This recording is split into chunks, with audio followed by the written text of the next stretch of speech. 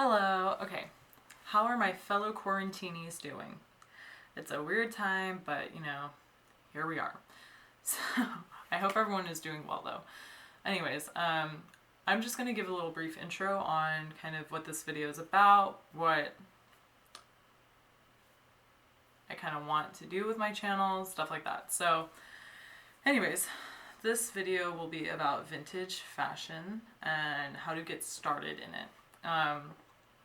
Now, it may seem similar to an intro video that JBunzie did or Maksy did, because I did look at those videos and when I was getting started in vintage fashion and looked at tips from them, so a lot of the tips might be the same. Yeah, so if you see that, just know that I was inspired by them to make this video.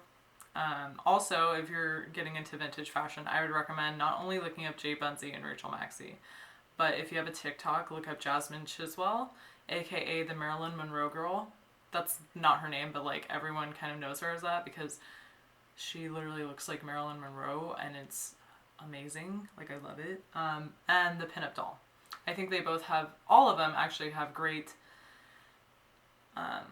vintage styles, and they're very knowledgeable, and they also let you know how to do vintage on a budget, which is also why I wanted to make this video, because vintage is expensive.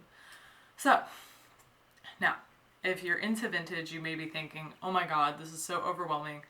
How do I start, And I'm here to break it down for you. So a great place to start with vintage fashion, or any fashion really, is research.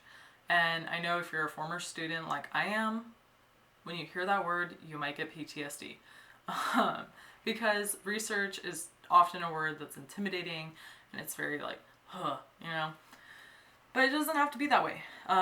Research for any fashion really can be super fun. So what I'm going to tell you is how to do that. One of the ways I researched vintage fashion was by going on YouTube, looking at vintage style, how to start it. Came across JBunzie and Maksy videos.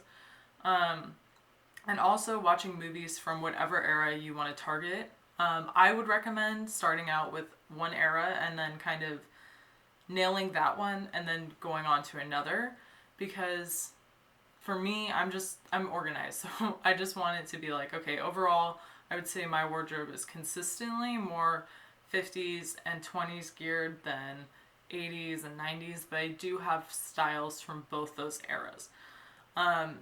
So yeah, just focus on one era first, and then kind of like build your wardrobe there, and then it's easier to build up for more eras. How do you research an era, right? One of the ways I did it was by watching retro or classic movies. So for instance, if you're a 50s fan, I would definitely recommend any James Dean movie. Look at the style there, look at what's being portrayed, right? And you can totally do it where it's like, if you like James Dean more than anything and you're a female, you can totally do a James Dean inspired look, right? And vice versa. So vintage is really for anyone. It's not just gender specific. Although if you are going for a girly look, you will see in the 50s there's a lot of skirts, but there's also like, I think in the UK, in the 50s they did like a rebel thing where the girls wore like trousers and stuff like that. So you can totally do whatever you want. There are no rules, just do what makes you happy and what you like and how you want to express yourself. Also, in the movies you can see how they did their hair, maybe what accessories they're wearing. There's a lot that you can find from the movies that can help you build your style. Another thing I did was go on to Pinterest and look up some of my style icons, right? So a lot of people that I like that have a vintage style, it actually first started out with Rachel Berry on Glee, because a lot of her stuff was like vintage inspired, and I thought I was Rachel Berry in high school. Kind of embarrassing, but so it kind of started there, and then I built up to like, well, who was around in the 50s, right? Audrey Hepburn, huge style icon. Sophia Loren, Anne-Marie Albrigetti, like all these big names, right? So I looked at their photo shoots and kind of how they were styled and how they did their hair, how their outfits were, all that. And you can learn a lot by looking into that as well. So whoever your favorite style icon is from whatever era, definitely look them up, look up their photo shoots. You can learn a lot. You can find ways to kind of hack a vintage style on a budget. I'll get more into that later. And yeah, so another great way to research is Pinterest.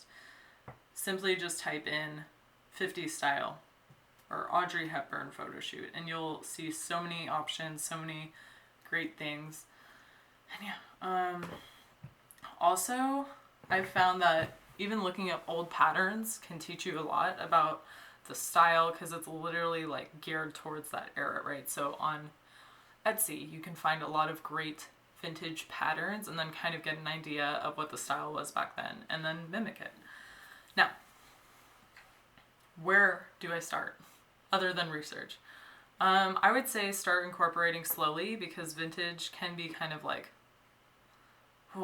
like daunting to get into first, right? You don't want to maybe wear a whole swing dress to school, but you still want to have a unique vintage style. Totally start with accessorizing or your hair or some basic pieces that just give your outfit that vintage look or vibe. And a way to do that is by looking up on YouTube again, vintage hairstyles, or just following your favorite icons' hairstyles. Also, I can give some tips. A ponytail with a little bow, and if you have bangs, doing them like curved. I don't know the term, and my mom's gonna kill me because she's a hairstylist, but anyways. By doing that, or adding like a little wrap, like, I don't have one, but a little scarf, tying it around your ponytail, totally gives it a unique vintage vibe. If you have your ears pierced, I would recommend adding some pearl earrings or some gold hoops if you're going for a 50s look. This is obviously specific to whatever area you want, but I do find that the pearl earrings and the gold hoops do cross over into a lot of other areas. Now, if you really do want to do a 50s or 20s style, I would say start incorporating some lace designs. So like, that's for 20s, instead of wearing like a whole flapper dress, you know what I mean? So maybe, I have this one dress that's great because it's all lace and it gives a very 20s look. You can totally do that, or just find like some scallop shirts, maybe like a flapper looking shirt or tunic. Also, again, looking at the hair for 50s, I would say look at pastel clothing, maybe some gingham print. I'm so burpy, oh my god. Stripes is another great way to get a vintage feel, a 50s look. High-waisted trousers or anything like that. So anything with a vintage vibe, I would say go ahead and buy it. Another way to do this is thrifting. Go to your local thrift shop. I'm lucky enough to live in a town that has like a very antique downtown, so there's a lot of vintage clothes. That being said, they're all very expensive. So now I'm getting to the point where I'm going to help you and your wallet shop vintage, but also not go broke. So you may be looking at vintage, I don't know the term, but like the sites that remake vintage clothes, and that's great, but they tend to be super expensive. So I'm going to tell you how to ball on a budget. One of the first sites that I started looking at was, the big names like Modcloth, Unique Vintage, and then I was like, I'm too broke for this. So I have organized a list that will be from cheapest to most expensive. And it also kind of goes with like how to integrate into vintage style, right? So you can look for time-specific pieces on sites like SHEIN, which are super inexpensive. However, SHEIN is very hit or miss with quality.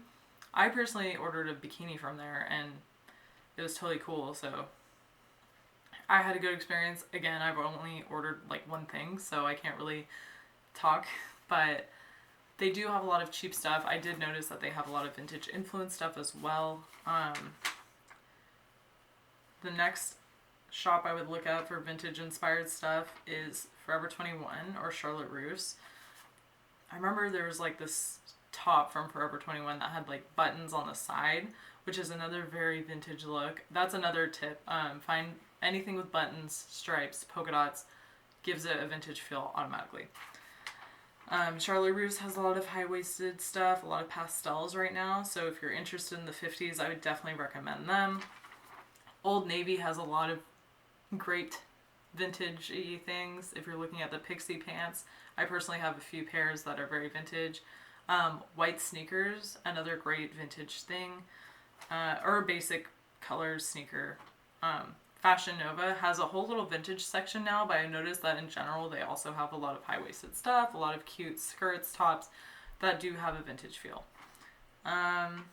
Windsor is another one that I looked at, and actually where I got this top. And they're not dedicated to vintage, but they do have some pieces if that's what you're looking for. Etsy is a great place to look because you can literally type in vintage 50s dress and a lot of things will pop up. However, it is a little more expensive because a lot of the time you're going to be seeing dresses from small businesses, people like actually making these dresses, right?